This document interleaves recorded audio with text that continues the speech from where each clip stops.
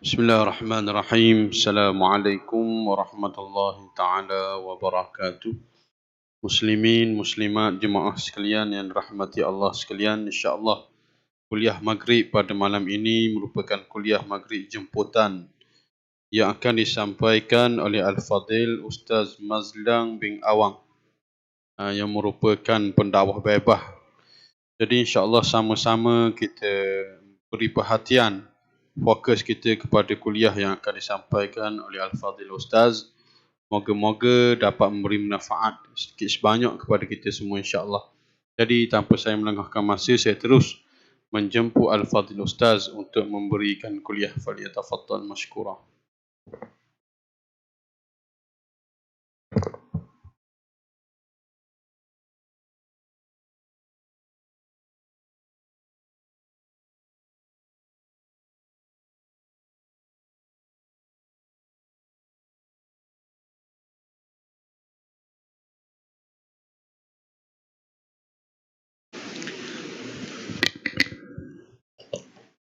A'udzu billahi minasyaitonir rajim. Bismillahirrahmanirrahim.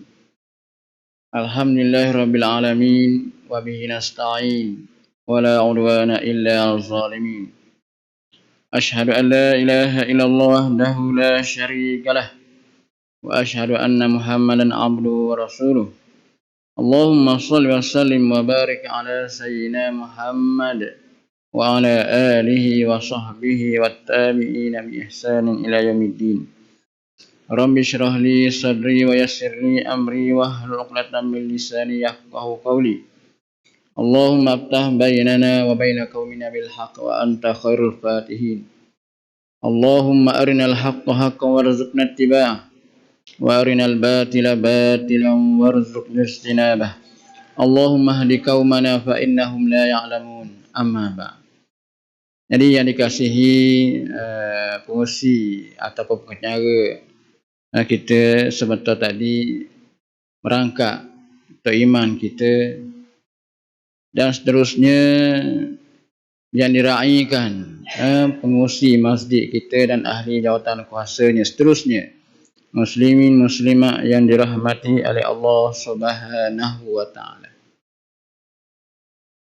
Alhamdulillah, pertama-tamanya sebagaimana kebiasaan yang kita dengar daripada awalan ucapan pembuka bicara itulah, iaitu mengajak kita supaya sentiasa bersyukur kepada Allah Subhanahu wa taala, iaitu di atas setiap pemberian yang Allah Subhanahu wa taala yang terlalu banyak sehingga tidak terhitung pun, sebagaimana yang dinyatakan sendiri oleh Allah, wa in ta'uddu ni'matallahi la tuhsuha. Jika sekiranya kamu ingin menghitung nikmat Allah, maka tidak akan terbilang banyaknya. Allah Subhanahu wa taala mengurniakan nikmat itu. Kadang-kadang hak kita nak, kadang-kadang hak kita tak ambuh. Tetapi Allah akan memberikan kurniaan tersebut. Tuhan tetap dah pemberian dalam kehidupan kita, apa jugalah, segala nikmat. Tuhan beri mata untuk melihat, Tuhan beri tangan untuk makan, minum dan seumpamanya lah, yang mana daripada setiap pemberian yang Allah Subhanahu wa taala kurniakan kepada kita ini, walaupun kita tak ambuh Tuhan beri, kadang-kadang Tuhan pilih kita, semuanya adalah merupakan pemberian daripada Allah Subhanahu wa taala, sehingga kita itulah, jika boleh, mestilah berterima kasih ataupun mengucap syukur kepada Allah Subhanahu wa taala, sebagaimana juga apa yang dinyatakan oleh Allah, wa amma bi ni'mati rabbika fahaddits. Adapun nikmat Allah yang engkau terima daripadanya, hendaklah kamu ucapkan dengan kata syukur. Hak mana? Itulah alhamdulillah mengucap semua tu setiap kali sembahyang. Wajib bacaan tersebut. Awak kalau tak baca Fatihah tak sah sembahyang awak. Fatihah tu maknanya dalam tu ada perkataan alhamdulillah, ucapan. Sebab syukur tu 3 kan. Iaitu dalam hati kita yakin, percaya sesungguhnya memang setiap pemberian nikmat itu datang daripada Allah. Dalam hati kita yakin, percaya. Mulut kena ucap. Tak? Begitu. Anggota kena taat maknanya. Tuhan beri tangan, takkan Tuhan nak ambil tangan kita ni sesok-sesok. Tak, bila Allah tanya, ke mana segala nikmat yang Allah Subhanahu Wa Taala beri, kaki, tangan dan anggota seluruhnya. Sebab Allah berikan nikmat tersebut kebetulan. Untuk Imam dah baca tadi kan. Summa latus'alunna yawma izin anin na'im. Kemudian pada hari tersebut kamu akan ditanya mengenai nikmat yang telah diberikan, yang telah diberikan kepada kamu oleh Allah Subhanahu Wa Taala. Tok Imam kita baca tadi artinya nikmat yang Allah Subhanahu Wa Taala berikan kepada kita ni, nah, Allah beri percuma tapi tidak begitunya sahaja. Rupa-rupanya ada perkiraan di sisi Allah Subhanahu Wa Taala.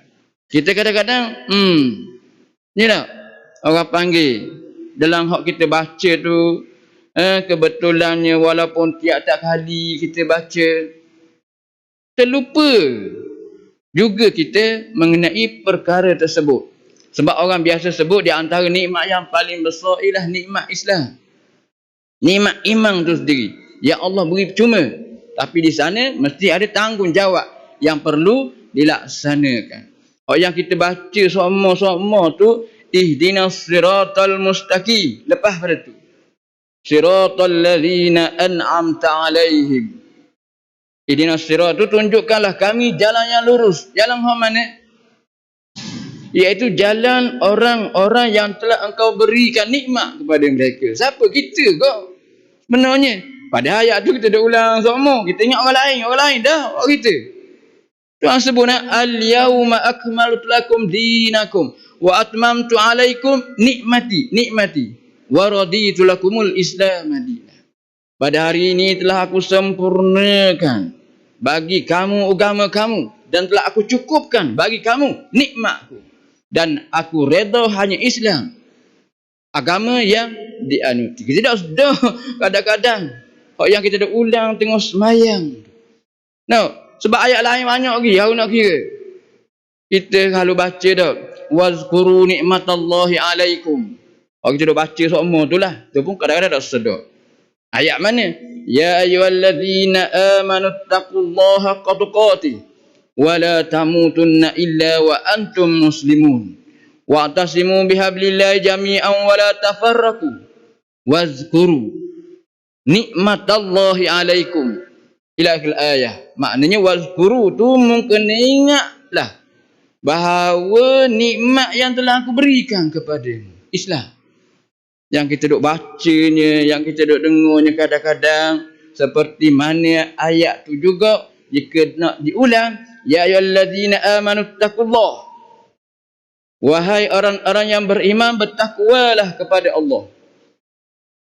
Awak dengar ayat ni tiap-tiap kali hari Jumaat. Hari Jumaat gua ni khutbah tu kan. Fatazawwadu fa inna khairaz zadi taqwa. Tok imam ataupun tok khatib tu duk pesan semua. Bertakwa. Betul lah kita faham takwanya untuk diri kita yang utamanya. Sebab Allah sebut inna akramakum indallahi atqakum. Tapi bukan itu sahaja konsep bertakwa di sisi Allah. Ayat lain Tuhan sebut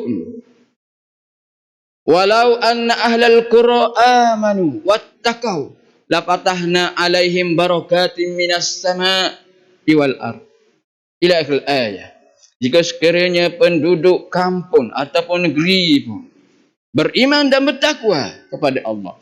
Artinya konsep takwa yang Tuhan duk hipum tiap-tiap minggu, tiap-tiap Jumaat, semua Jumaat tu kadang-kadang tidak tersentuh bahawa kalimah takwa itu juga perlu orang panggil hayati secara jamak, secara masyarakat keseluruhannya. Sebab contoh mudah. Dalam satu keluarga, ayah tidak bertakwa, mak bukan main, anak bertakwa, mak bertakwa, dok pun anak maknanya takwa etek, dok etek. Contoh, jangan marah. Ayah tak bertakwa, tengok ni. Dia kadang-kadang mungkin ambil harta orang mana dah tahu, halal-haram dia tak kira. Dia balik makan kanak dia. Lepas tu, tak jeng buat apa. No. Sebab harta tidak halal. Kerana tidak ada konsep ketakwaan dalam keluarga tersebut. Sebab tu konsep keluarga itu semestinya dibina di dalamnya ketakwaan secara keseluruhan. Tidak memadai seorang ayah macam gemudah contohnya lagi Tok Imam seorang je takwa. Mari sejik Tok Imam. Dan nama yang dimuah guna orang lain kampung tak ada. Tak bila tak ada. Tak jadi. Tok Imam seorang maknanya. Tak boleh juga. Kena hayati secara keseluruhan. Iaitu dengan orang panggil bersama. Dalam konteks kita memahami bahawa yang dikendaki dengan at-taqwa itu juga iaitu setiap daripada semua individu Muslim yang hidupnya sudah semestinya bermasyarakat, mesti dibina masyarakat itu takwanya secara keseluruhan. Tidak boleh mudah je benda ni. No, iaitu nak ajak untuk orang bertakwa tu secara keseluruhan. Contohnya malam ni majlis ilmu. Ramailah orang mari. Bereslah. Lepas tu, orang lain pula. Dokang mana majlis ilmu je semata-mata. Sebab orang kata mana ingat sejik je. Tak juga sejik. Kita boleh lagi buat program lain ni. Contoh. Contohnya nak pergi ngai mana? No, orang panggil kenyai tu. Buat apa dah boleh ngai? Nak main badminton tak boleh. Awak nak main dang tak boleh. Nak pergi makan minum kedai tak boleh. Apa ingat takwa sejik je? Tak. Semua sekali dalam setiap masa pun.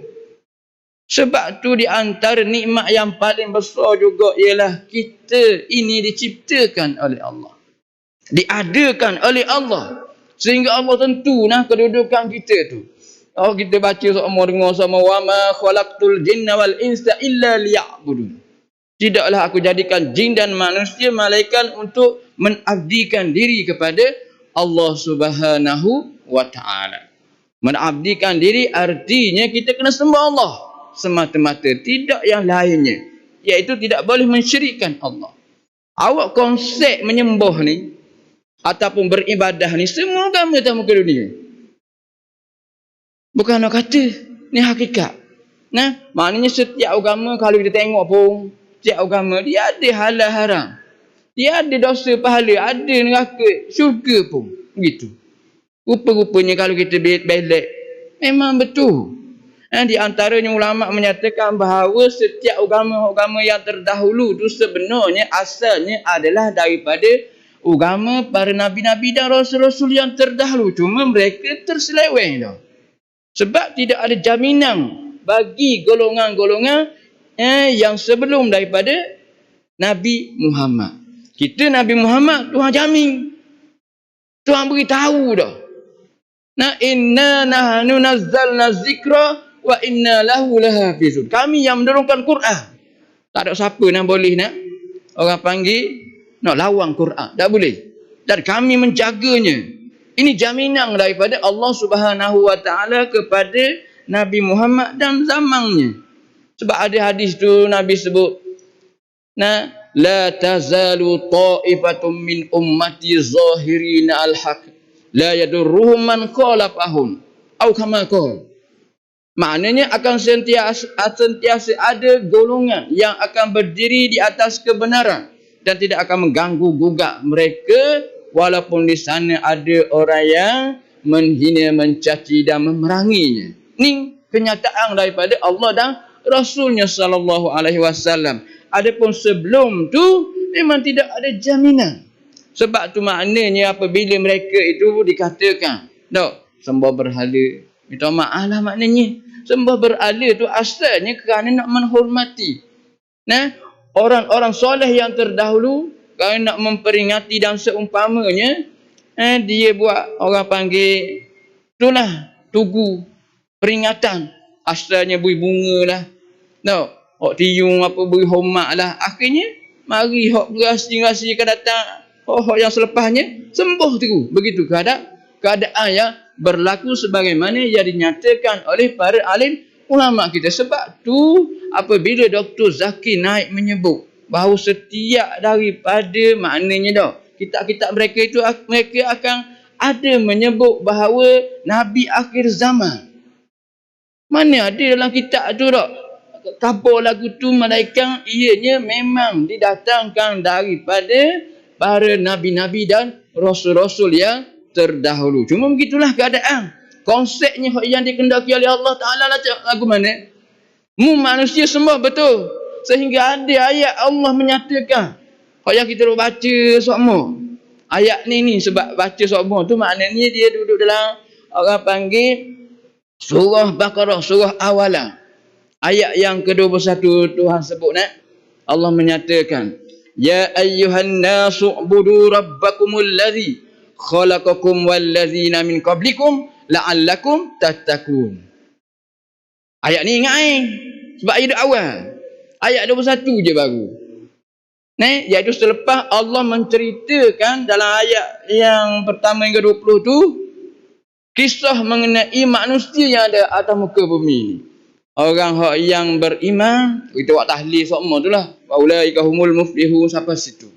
Hak tu orang yang beriman, yang bertakwa. Hak lain tu orang duduk patak tu. Kemudian orang kafir. 3 golongan manusia diceritakan di awal surah Al-Baqarah tu. Maknanya bila saya sebut ayat yang saya bacakan ya ayyuhan nasu ubudu tu, kita boleh sambung, kita boleh ingat sebab dia di awal surah Al-Baqarah. Awak kalau baca Quran, baca bela-bela depan tu surah Al-Baqarah, tapas 10 lah tutup. Buka pula tahun depan. Kalau buka, ni orang 4 tahun. Dak pun bulan puasa. Gitu. Baca bela 4-5 dah. Ulang pula bulan depan. Gitu. Jadi kebiasaannya hak yang kita baca depan tu kita ingat. Ya ayyuhan nasu ubudu rabbakumul ladzi khalaqakum wal ladzina min qablikum la'allakum tattaqun allazi ja'alakumul ardh. Kita boleh sambung insya-Allah gitu. Cumanya bila Allah Subhanahu wa taala sebut antaranya ya ayyuhalladzina amanu tu, ya ayyuhan nas tu, wahai manusia, sembahlah Allah yang menciptakan kamu dan mereka-mereka yang sebelum daripada kamu. Seolah-olahnya Allah bangkitkan. Artinya Allah mengukit. Dah aku yang ciptakan kamu. Maka aku menghendaki. Maknanya supaya kamu menyembah Allah. Mengabdikan diri kepada Allah Subhanahu wa ta'ala. Baik. Kemudian perkataan tersebut. Iaitu ya ayyuha. Ya ayyuha artinya wahai. Wahai ini adalah di antara uslub Al-Quran. Yang ianya adalah untuk menyentuh perasaan hati kita. Manusia ni awak, kalau kita kebiasaannya nak panggil orang yang kita sayang, yang sayang adalah darling, no, baby, ikutlah. Tapi wahai depan payah, wahai sayang, payah. Malaikat cerita pembuat beli, wahai adinda, mungkin ada kot gitu. Kita sendiri nak sebut wahai sayang tu payah. Tapi Allah sebut wahai manusia, wahai orang yang beriman, supaya dapat menyentuh perasaan kita ini dengan penuh kasih sayang yang sepatutnya. Tu wahai saja. Kemudian ya ayuhan nas, pelik juga. Pelik lagu mana? Quran turun kepada orang Islam, tetapi khitabnya kenapa khitab manusia? Dah manusia maknanya ada orang Islam, ada orang yang tak Islam. Ada orang Islam tak mau ikut, ada orang beriman. Nah, kadang-kadang dia pun buat maksiat juga. Keseluruhannya. Baik, kalau disebut maknanya wahai manusia, ada beberapa perkara. Yang pertama, manusia itu sendiri. Dia tidak semestinya, semestinya mesti beriman kepada Allah Subhanahu wa taala. Sebab Allah menceritakan dalam satu ayat apabila roh manusia itu diciptakan. Nah, Tuhan tanya, "Alastu bi rabbikum?" Tuhan tanya, "Tidakkah aku ni Tuhanmu?" Maka dijawabnya, "Bala syahidna." Ya, wahai Tuhan, Engkau adalah Allah yang menciptakan kami. Tapi nafsu tak mengaku. Kena celup dalam api neraka tu beratus tahun, 2-3 kali kena celup. Diceritakan tau dalam kitab Imam Ghazali tu. Tak pagi tuma, lepas tu boleh sakit dulu, mana seksa dulu, baru nak mengaku. Tetapi roh kita apabila Allah tanya, dan kemudian selepasnya ayat itu Tuhan beritahu, benda ni dalam Al-Quran diceritakan supaya apabila nanti di akhirat manusia tidak boleh lagi mempersoalkan Allah Subhanahu wa taala. Sebab manusia atas dunia ni ada hendak beriman. Jadi Allah bangkitkan bahawa asal manusia daripada ciptaannya roh itu sudah mengakui Allah Subhanahu wa taala. Kemudian bila dalam ayat lain Allah menceritakan, wala in sa'altahum man khalaqas samawati wal ard la yaqulunna Allah. Wahai Muhammad, jika sekiranya mu tanya orang-orang yang demikian, iaitu orang-orang kafir, siapakah yang menciptakan langit dan bumi? Mereka akan menjawab Allah. Sebab tu kitab Injil kok Arab dia tulis Allah. Kok bahasa orang putih tu gok lah. Dia sebut. Ni Quran cerita. Dokah kita maknanya dok percaya Quran. Quran menceritakan keadaan gitu, walaupun kita tanya orang kafir, orang yang tidak beriman, orang Islam, dia mengaku bahawa Allah. Dalam ayat-ayat lain pun, ma na'buduhum illa liyuqarribuna ila Allahi zulfa. Bila dia tanya, dah apa kalau percaya Tuhanmu sembah lagi, maknanya berhala tu. Dia jawab, dah Allah beritahu, maknanya tiadalah kami menyembah mereka malaikat untuk menjadi perantara di antara Allah dengan mereka. Tidak apa Allah. Maknanya benda nak apa ni payah kata. Buat cakap boleh, mereka ikut dia. Ni cara orang panggil penyembahan mengikut orang panggil kepahaman mereka. Tu nak terima bagaimana? Kerana mensyirikkan Allah. Awak bukan boleh nak orang buat perumpamaan sama. Semayang, contohnya Tok Imam dia 2 orang. Hak tu baca Fatihah, hak tu rokok dah. Mana ikut orang ni? Boleh baca biar. Ada kau kena terajang, orang nak sorok, nak ya rokok dah. Tak boleh. Bunuh rana. Ada 2 orang Tok Imam. Begitu juga. Nah, alam ini jika adanya kuasa yang menciptakan siapa lagat mana lebih pada satu. Nah, padahal kita duk baca qul huwallahu ahad. Allah, katakanlah ya Muhammad, Allah itu satu. Baik. Maknanya manusia itu dia tidak mesti beriman. Itu yang pertama daripada ayat tersebut. Lagi diulang. Lepas tu ulang ayat tulis, jangan awak. Sebab Imam Syafi'i ditanya kenapalah diulang ayat tulis sama ataupun membaca Quran sama. Rupa-rupanya Imam Syafi'i menyatakan bahawa setiap kali dia baca, dia akan mendapati ilmu lain yang tidak pernah terfikir sebelumnya. Setiap kali dia baca boleh ilmu. Setiap kali tak boleh je dia baca. Ni kehebatan Imam Syafi'i itu sendiri. Maknanya Allah beri ilham, beri ilmu. Dengan bacaan yang dibacakan. Ini kelebihan Al-Quran. Sebab Al-Quran penuh dengan ilmu. Tidak terjangkau ilmu Allah itu sendiri. Apatah lagi yang disebut dalam Al-Quran tu. Banyak cuma dah habis. Kita baca Fatihah betul dah ingat dah. Izajah pula ni atau imam baca tu. Makna nah pun tak tahu. Nak baca Quran suti. Maknanya dah. Ilmu tu luas. Kita nak cari pun. Tak, bila kita sebut ilmu, kita duk tahun baru. Tahun baru lagu mana? Kita bila tahun baru, budak-budak sekolah. Jadi tidak kalah. Susah nyakit. Tahun baru kadang-kadang tahun baru. Kenapa tahun baru? Oh ni tahun Masihi. Bukan tu. Kamu mana nak buat kalah diri, buat ah. Mana ada orang kalah tahun Hijrah. Oh, dia nak kata gitu. Jangan buat kau sampai gitu sangat. Kita tahu dah apa dua kali kita sambut tahun. Tahun baru, tahun Hijrah sekali, tahun Masihi sekali. Gitu. Jadi nak royaknya juga bila kita sambut tahun baru, artinya dak orang dia akan orang panggil ada semangat. Dak buka sekolah tu ialah buka sekolah tu ataupun semangat ke sekolah iaitu menuntut ilmu. Yang mana menuntut ilmu ni semua orang kena. Tak kira lelaki perempuan. Kewajipan Nabi sebut talabul ilmi faridatun ala kulli muslimin wa muslimah. Menuntut ilmu wajib kepada setiap orang muslim lelaki ataupun perempuan. Awak ni Nabi sebut lagi tu. Lakinu mautakum biqauli la ilaha illallah. Talkinkan sahabat kamu, saudara kamu yang nazar. Nak mati dah.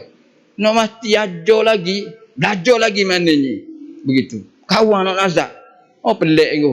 Jangan pelik. Awak masa kecil tu pasal apa diazankan? Dibangkan, diazankan. Kenapa? Peliknya Islam. Tak pelik. Ikut akal kita. No. Maknanya walaupun kadang-kadang akal tak terima lah maknanya budak besar tu. Tapi itu Islam aja. Kena terimalah. Sebab kalimah la ilaha illallah itu adalah kunci syurga. Anak kunci pintu syurga Allah Subhanahu wa ta'ala. Kalimah itulah yang sebenarnya adalah merupakan kalimah mengenai kewujudan kita yang asal, iaitu kita lahirnya, tak Tuhan sebutkan fitratallahi allati fataran nas 'alaihi. Tidak ada Tuhan yang disembah dengan sebenar-benarnya malaikat Allah. Walaupun kalimah tu awak tak, walaupun budak tu maknanya tidak boleh menhayati ni orang hak yang azan yabang. Sebab kalimah tersebut bila dibacakan ni aturan Allah. Budak itu insya-Allah terhindar daripada gangguan syaitan dengan orang panggil tidak semena-mena ni. Macam awak masuk tandas, awak dah baca doa, awak makan nasi, dah baca bismillah. Apa kan jadi? Nampak benda barang je tak sunat je. Betul lah sunat.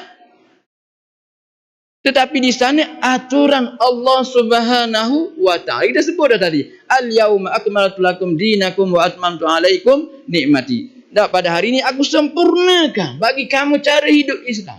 Sempurna sebab Nabi ajar daripada start bangun tidur, nak tidur balik, siap belaka. Begitu. Sebab ada ni orang ni kadang-kadang tak, siang hari dia cakap kau. Dia cakap lagu mana? Siang hari puas dah, kita kejar dunia. Malam hari ada dengar. Kejar akhirat pula. Lagu mana kita sepatutnya? Tak dia cakap gitu. Cakap gini. Dah awak, kalau awak tu mana laki orang, dah tidak menjadi kewajipan untuk awak cari nafkah. Wajib. Dah tu kejar dunia ke? Mu anggap tu kejar dunia, rugi lah hidupmu. Nampak begitu je. Cakap tu kadang-kadang orang panggil. No. Sebab ketentuan tu maknanya Allah dan Rasulnya sallallahu alaihi wasallam yang menjadikan kita ni lah. Allah yang menciptakan kita dengan kita ini diselaraskan supaya mengabdikan diri kepada Allah. Kenapa? Kalau kita faham konsep ini, alhamdulillah. Iaitu Allah yang menciptakan kita, kemudian menyuruh kita supaya mengabdikan diri dengan kitanya diperintahkan supaya melakukan ibadah. Awak ada anak, contoh, ayah, contoh. Ada seorang ayah, kemudian ayah itu menyuruh anaknya ke sekolah. Dan bandingan seorang lagi, ada seorang ayah yang mana ayah itu ada anak, tapi tak cara elok gitu lah. Ikut ayah, maknanya ayah elok saja. Mana orang boleh? Maknanya sudah pasti ayah yang menyuruh anaknya ke sekolah itu lebih prihatin. Dan itu yang terbaik untuk anak. Begitu juga masalahnya apabila kita membicarakan tentang perabdian diri kepada Allah Subhanahu wa ta'ala. Sebab Allah sebut, Aqimis salata li zikri. Mungkin semaya untuk ingat aku. Artinya Allah sediakan dengan penuh kasih sayangnya ibadah itu kepada kita kerana nak menuntut kasih sayang Allah Subhanahu wa ta'ala itu. Maknanya dengan kasih sayang Allah, Allah memerintahkan supaya kita melaksanakan ibadah kerana bila kita dibiarkan begitu sahaja macam tadilah. Tak ada guna seolah-olahnya. Padahal Tuhan sebut, afahasibtum annama khalaqnakum abasa. Ni adakah mengira bahawa Allah menciptakan kamu dengan sia-sia? Wa inna ilaina la turja'un. Dan kepada kami, kamu tidak dikembalikan. Maknanya Allah menciptakan kita ini secara sia-sia. Tak. Kita duk baca Maliki Yaumiddin, Alhamdulillahirabbil alamin, Ar-Rahmanir Rahim, diulang balik. Sebab Fatihah mazhab kita Syafi'i start daripada bismillah. Awak dah baca bismillah, tak sah Fatihah awak. Baik, alhamdulillah, segala puji kita bersyukur. Ar-Rahman tu diulang balik. Sebab kita dikembalikan. Sebelum kita sebut Maliki Yaumiddin. Antaranya lah konsepnya Tuhan sebut lagu tu macam mana?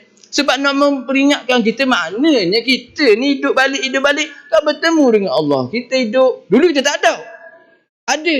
Lepas tu kita mati tinggal dunia dah istilahnya. Padahal hidup juga dalam kubur tu, tak apalah. Cuma dibangkitkan kita tu istilahnya. Kita bertemu semula dengan Allah Subhanahu wa ta'ala. Sebab tu diulang ayatnya Ar-Rahmanur Rahim. Kemudian baru disebut Maliki Yaumiddin. Baik. Dalam konsep orang panggil ibadah. Konsep ibadah juga orang panggil ada syarat dia. Awak kalau buat ikut hak awak, tak ikut hak jadi tukang, tak terima. Awak betul lah mari ramai-ramai ni contoh mudah. No, tapi niat etika tak baca, tak terlintas. Macam awak mandi juga, tak terlintas. Niat itulah. Ataupun seumpamanya. Sebab kita sebut dah. Tiap perkara maknanya kesempurnaan aturan di sisi Allah begitu kehendaknya. Pasal apa dengan niat? Nabi sebut innamal a'malu binniyat tu. Tiap perkara hadis 40 depan sekali mula-mula tu. Tiap perkara mesti kena niat. Baik, konsep antaranya ibadah itu yang perlu kita fahaminya, dia terbahagi pada dua. Dua lagu mana? Hak yang pertama, hak biasa kita buat, disebut sebagai ibadah yang khusus. Ibadah yang khusus macam mana? Semayang bang tu lah, tak boleh nak reka dah. Tuhan tetap belaka dah. Nabi beritahu ajar dah. Begitu. Ni orang panggil ibadah khusus. Ibadah khusus ialah amrun ta'abudi. Kita kena ikut je. Tak boleh nak memandai langsung. Subuh 2 rakaat tu lah. Tak boleh nak jadi 3 dah. Berbeza dengan orang panggil bahagian yang kedua. Bahagian yang kedua itu disebut ialah orang panggil ibadah secara umum. Ni kadang-kadang manusia dia orang panggil apa ni? Allah. Kalau dah ambil cakna, tidak ambil fokus tumpuan, seolah-olahnya kita duduk dalam keadaan macam wal asri itulah. Lebih kurang gitu. Macam mana? Kenapa perlunya kita adakan ataupun kita amalkan daripada kehidupan kita yang biasa ini kepada ibadah yang umum itu? Dengan kita menukarkan adat kebiasaan, maknanya garik mandi pagi bangun mandi dulu. Kita tukar perkara tersebut supaya menjadi ibadah. Awak makan nasi nak baca bismillah kadang-kadang tak niat bertahun dah. Bertahun tak niat pun makan nasi. Dah mana? Bismillah betul lah. Awak kalau awak ambil wudu, basuh tangan bukan main. Niat ni masa basuh muka je. Betul lah. Niat basuh muka tu. Ni ulama bahas. Dah yang basuh tangan tu mudah niat. Kena ambil air semayang. Macam ke semabur situ dah. Ambil dua-dua niat. Niat dua tak niat ni. Maknanya boleh lah ke? Sebab masalah niat ni begitulah syaratnya. Jika tidak ada awak sembahyang zuhur tak ada niat, Tuhan nak terima. Macam kita sembahyang orang panggil Jumaat, tak niat makmum, boleh. Nak ada sudut kopekohnya, tak sok. Betul dah kita niat sembahyang Jumaat, makmum tak ada, lillah ta'ala ada. Diperbahaskan oleh ulama, tidak memadai. Nak tanggung kita sembahyang lagu tu, dia mudah je, barang je. Tapi komitmen kita terhadap perkara tersebut dengan kepahamannya, betul dah ke? Terjamin dah ke? Kita makan selama ni maknanya kita betul dah ke? Kita mandi maknanya dak orang tu main bola. Main bola tak ada masalah. Niatlah nak riadah ataupun supamanya. Begitu. Nak main dang saat ni pun. Sebab tu bila bersebut dak kalau kitanya menyambut tahun baru, kemungkinan azam baru pun ada. Tak tu sikit. Letak macam mana sambungan dia, iaitu untuk mencari keredaan Allah Subhanahu wa taala. Bak awak jadi apa? Contoh macam-macam, banyak. Nak jadi pegawai baik. Tapi bila kita letak di situ sambungan sedikit, iaitu untuk mencari keredaan Allah. Awak jadi apa?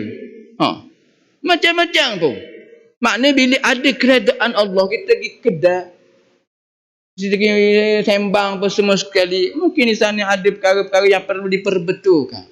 Kena betul lah. Tak apalah kat Maidan mana kita, bukan oleh Maidan gari orang bang betul lah. Ada sejak lah. Itu ada tempat-tempat dia tu. Ni sebut Maidan tak boleh. Sebut TV dulu kan. Ada setengah juga. Bukan nak kata contoh. TV salah ke TV? Padahal dia je tengok TV. Macam ni kok kadang-kadang je nak salah. Padahal ni tak apalah keperluan. Tak. Maknanya sesuatu yang merupakan antara hak ni ialah kehebatan, kecanggihan. Ni kau nak kira mukjizat. Mukjizat lagu mana? Nabi kita Muhammad dulu naik dah langit tu. Naik dah langit.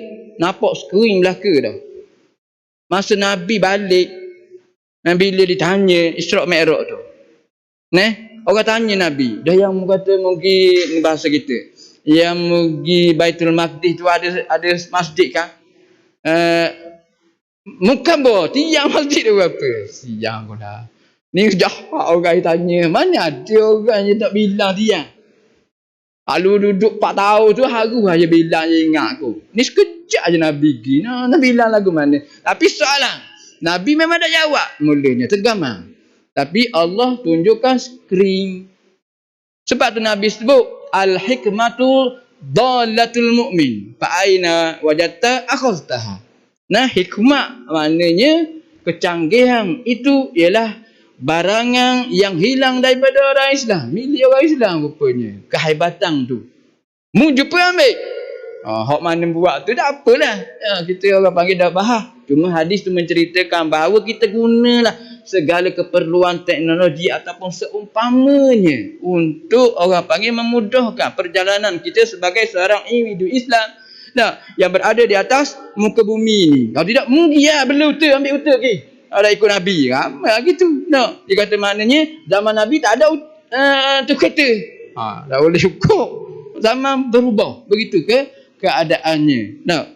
Baik. Dalam konsep ibadah tadi secara umum ataupun secara khusus di sana ada syarat-syaratnya juga apabila kita hendak melakukan ibadah yang sepatutnya yang diterima oleh Allah. Sebut dah tadi, iaitu yang pertama mesti kena niat. Yang kedua mesti ikhlas. Macam mana? Kita boleh baca tu juga. Wa ma umiru illa liya'budullaha mukhlishina lahuddin. Kenapa ila akhir ayat?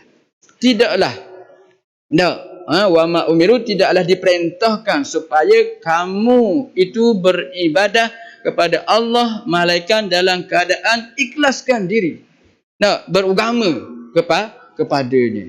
Ni tuntutan juga. Niat betul dah. Dah ikhlas. Tuhan dah terima. Dulu orang bersebut dah silap. Dari sudut fiqh sembahyang 3 rakaat maghrib betul dah. Tapi sembahyang nak tunjuk ke orang. Tuhan dah terima. Awak baca tu lah. Fawailul lil musallin alladzina hum an salatihim sahun. Tu yang kedua. Alladzina hum yura. Yang sembahyang nak tunjuk ke orang. Tak boleh.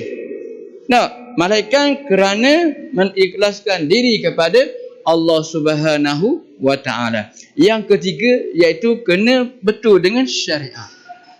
Kena betul dengan syariat. Tak boleh kita buat satu perkara mana tak cerah tangga. Macam yang kita baca tadi tu. Baca hak mana?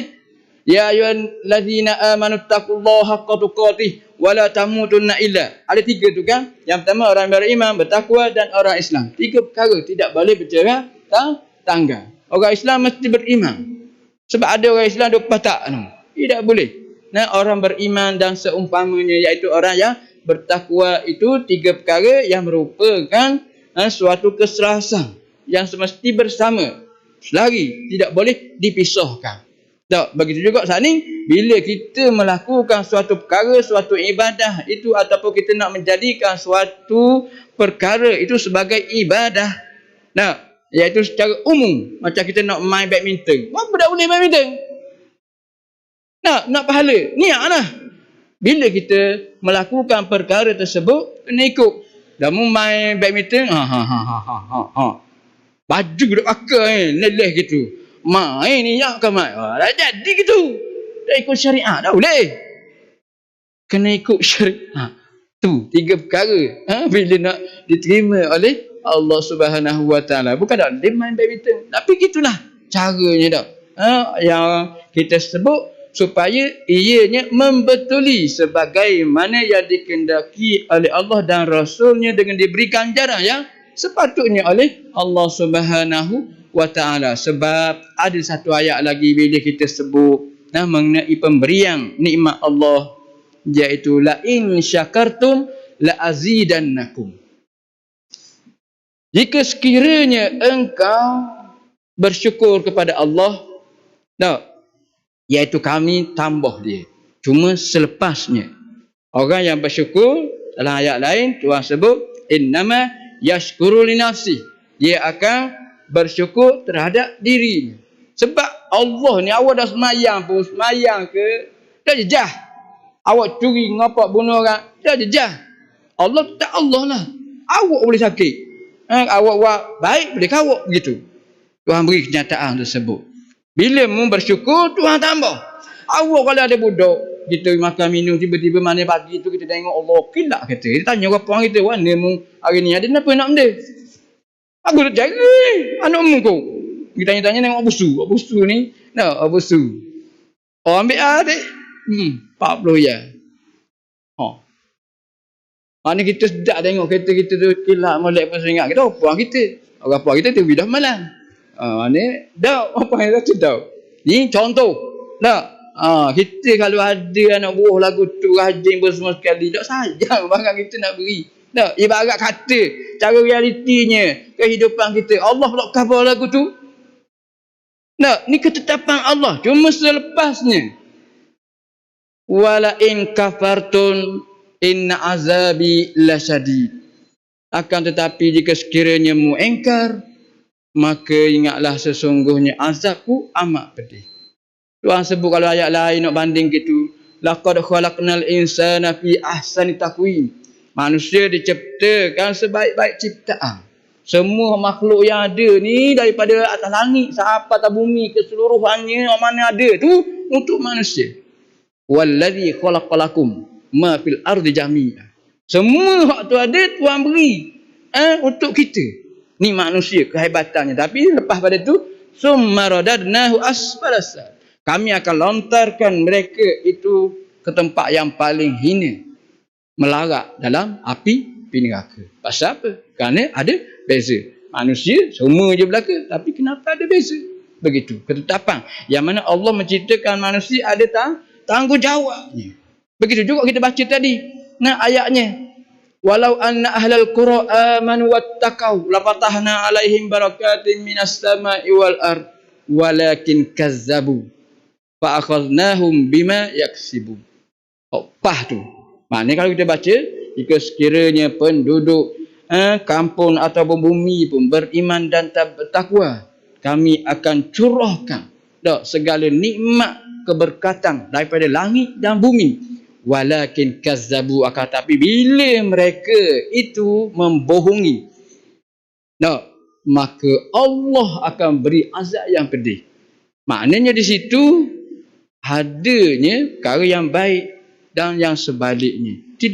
Allah tidak membiarkan apabila Allah memberi nikmat dengan sebegitunya sahaja tanpa ada kira hisab. Di hari kemudian kita mohonlah tak.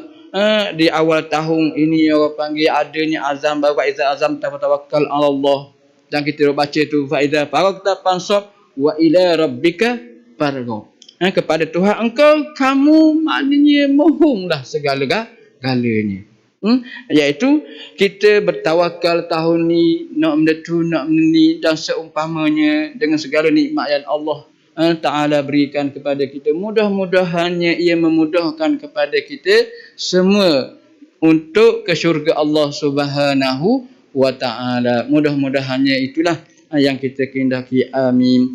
Jadi setakat itulah pada malam ni. Apa yang baik daripada Allah, apa yang kurang itu sama-samalah kita baiki. Wassalamualaikum warahmatullahi wabarakatuh.